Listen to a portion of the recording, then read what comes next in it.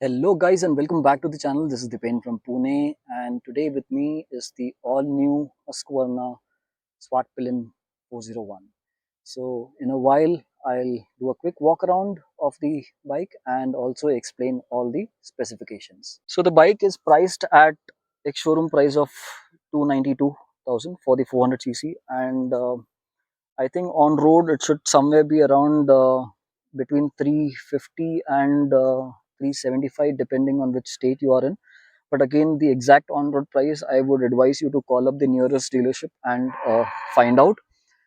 These Husqvarnas have always been available at all the KTM showrooms uh, and will still be available, at all the KTM showrooms. So wherever you find a KTM showrooms, you will be finding Husqvarna there for sure.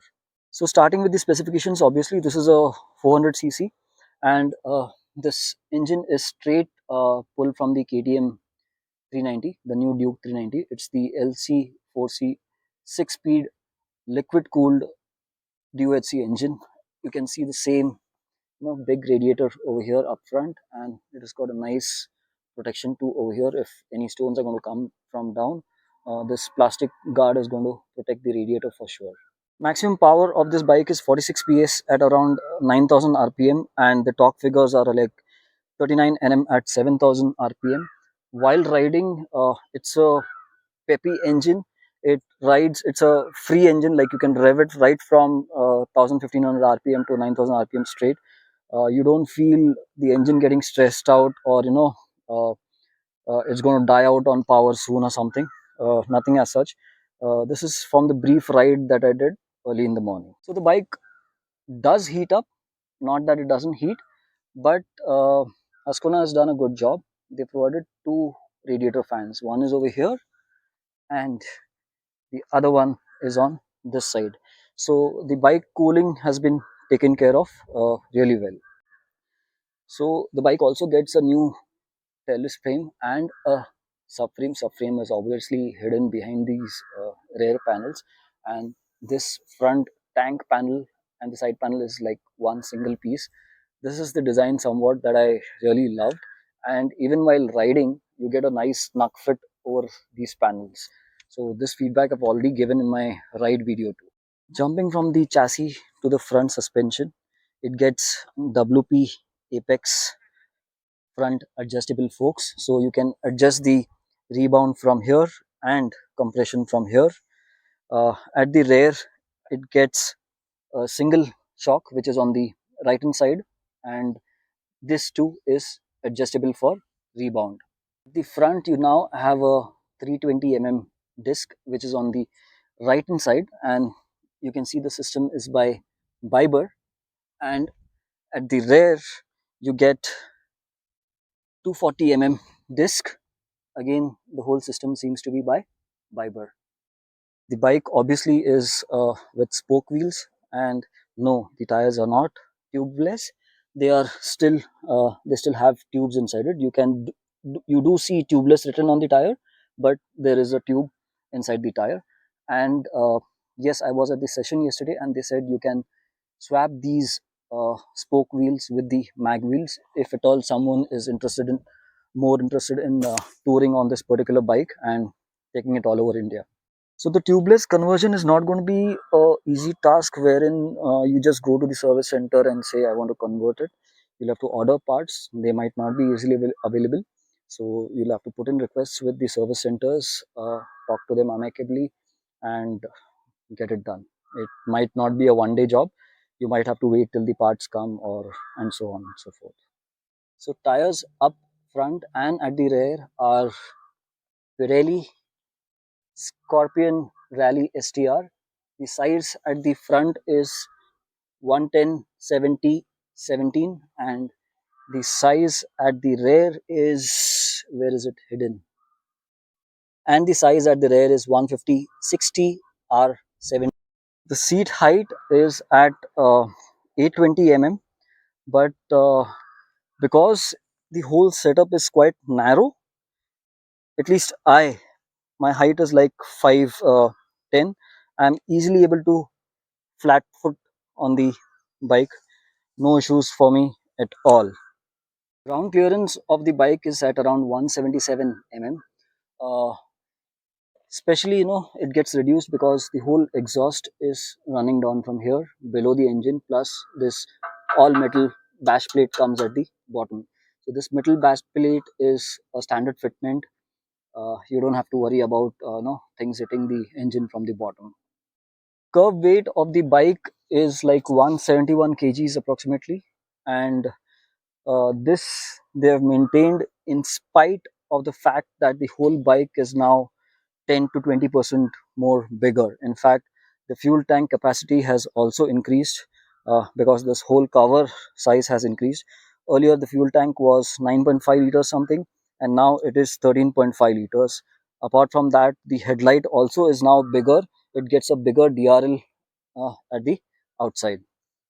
The overall, ergonomics of the bike have been increased proportionately. Like when they increase the tank, they've also increased the headlight size and given a nice small chunky visor. This looks quite neat. In fact, everywhere when I was standing at the signal and all, people assume that it's some kind of electric bike. Maybe they got this feeling from this headlight, like the way it looks. And yes, it is made in India by Veroc. Speaking of the headlight, it is all LED treatment. Even the DRLs and the inner headlights, pass light, high beam, low beam, everything is LED.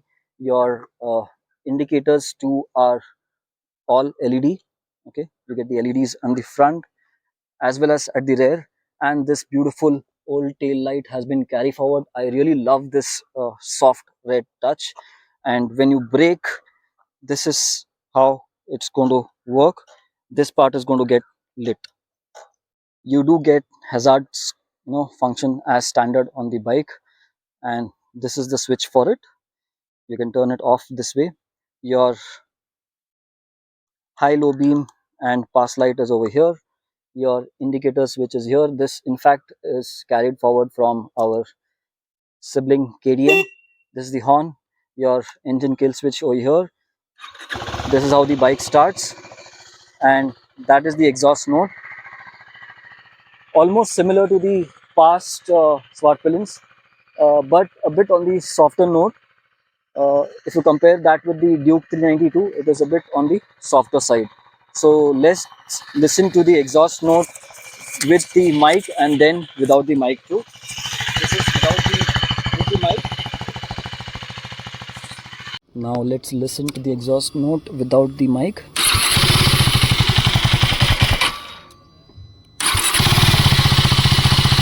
This is at idling.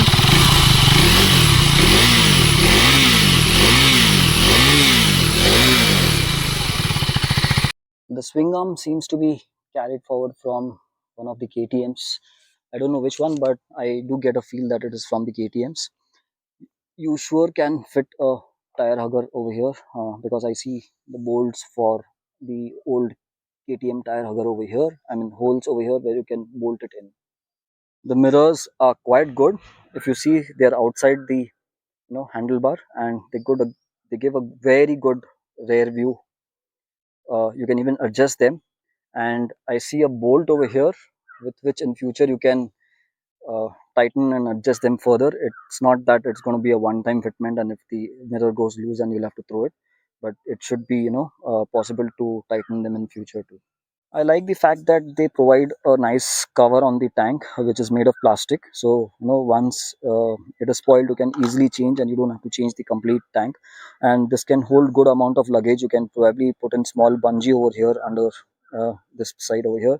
It's a bolt-on stuff. So, in future, if you want to make something else over here, you want to add something else over here, you can bolt on and add a good frame over here for holding the luggage or anything else. So, a good thing by Husqvarna. The clutch and brake lever both are adjustable. You can pull it out and turn these knobs over given over here to adjust the length of the lever from the grip. So again, a plus point in this particular bike. This is somewhat how the instrument cluster looks. You get your traction control sign over here, your ABS on off sign over here, and your gear indicator over here.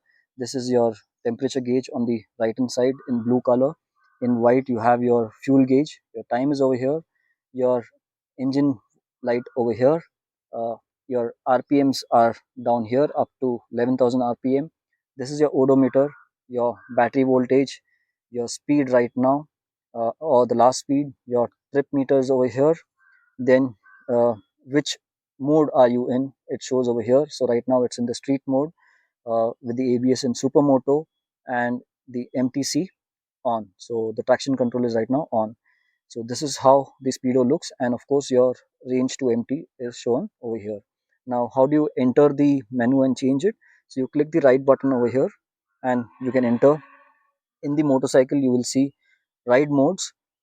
Right now ride mode, it shows only street, it cannot be changed. I'm not sure why, I'll have to find out how or why. Then you got your ABS, it's right now in supermoto. You enter that and you can do up arrow over here and it will switch back to road, where it will activate both the ABS on both the wheels. You leave it as it is and it remains on. I mean, you've not changed it. If you want to change it, you enter it, you go to the supermoto, you go to the road and you select that, and it will now be on the road. Coming to the traction control, manual traction control, it is right now on. If you want to off it, you shift down, it will go to off and you select this particular arrow and it says, it gave me some sign, keep pressed and close throttle. The throttle seems to be on right now, maybe some issue with the bike. Apart from that, you got your easy shifter, I mean the quick shifter, you want to turn it on or off. So again, it is now off. And then if you want to change the interface of the Speedo, if you don't like the one that was there previously, enter inside, this is the default one, or you can say no favorites, or you can see the reduced one where it is minimalistic. So let's see how it looks now. This is the minimalistic one where you have the gear indicator, RPM and your speed and your certain telltale warning lights over here. I'll prefer to go back to the previous one. Next menu is the bike menu, where it will tell you all the telltale details, like coolant temperature, your fuel range, your battery, your odometer, your service warnings and all. Then it is the trip info, like in this particular trip one, or in trip one, what are the details, trip two, what are the details. Then speed control, probably this is uh, cruise control, I'm not sure, but I'll have to find out over here. So this is off right now, you can turn it on. Maybe I'll, while doing the while moving on the highway, I'll try it again and check whether it works or not. So when I selected that as yes, it has said that it has a speed limit of 55 kmph per hour. We'll test this out on the highway, whether it locks it or not. Then you got other settings, like you want to set the favorite, you can do from here. Quick selector, what buttons should happen when, like when you click on certain button, what should happen when.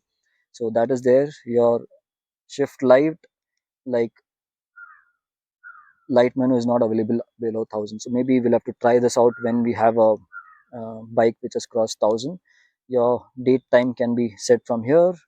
All these details are here. Units for certain things, like distance, you want it in kilometers or miles and all, you can do it from here. Temperature, consumption, all these details are here. And language, you want which language you want, that can be selected. So since this bike is sold in multiple countries, you got all these details, all these options. Language is done. Extra function is like easy shift, speed control. I'm not able to enter it, I'm not sure how it works. So more info on these things which I was not able to tell you right now. Once I get a bike in future with more kilometers on it, we'll do a vlog again. You get a nice chunky grab rail, and the seat comfort too for the pillion and even rider is quite good. I mean, the seat is not way too soft nor way too hard. So, and if you see the quantity or the thickness of the seat, that too is quite good. So the standard accessories on this particular model are, you get the mirrors by default standard. This particular tank cover or the panel on the tank is standard. adjustable levers are standard. You get the crash guards as standard. You get the sump guard or belly metal one as standard. Spoke wheels, of course, is standard. You get this nice chunky covers over here. Uh, Mirrors, of course, I told you. The rear sari guard on the left hand side is, of course, standard. Footrests are hollow rubber ones, so this would help in reducing the vibes on the bike. There's no tire hugger at the end, which was seen on the previous model, and instead you have a nice big uh, mud flap over here or a red mud guard over here, and as I said, no tire hugger on this side. Not to miss the USB Type C charger given over here. This is the white color and this is the gray color. With that said, I think I've covered most of the things, but if you feel I've missed out certain point, do let me know. Ask questions in the comment section below and I'll try to get you the answers, or maybe put the answers in the next vlog when I get the bike again after 1,000 kilometers or something. So thanks for watching. Like, share, subscribe. See you in a new video very soon. Do you know where secrets go? 'Cause I've forgotten mine. They've slipped out of my control, and you know where they hide. Your love's a little heavy, you're touching me already, and it's working up my nerves. You should probably forget me, 'cause I'm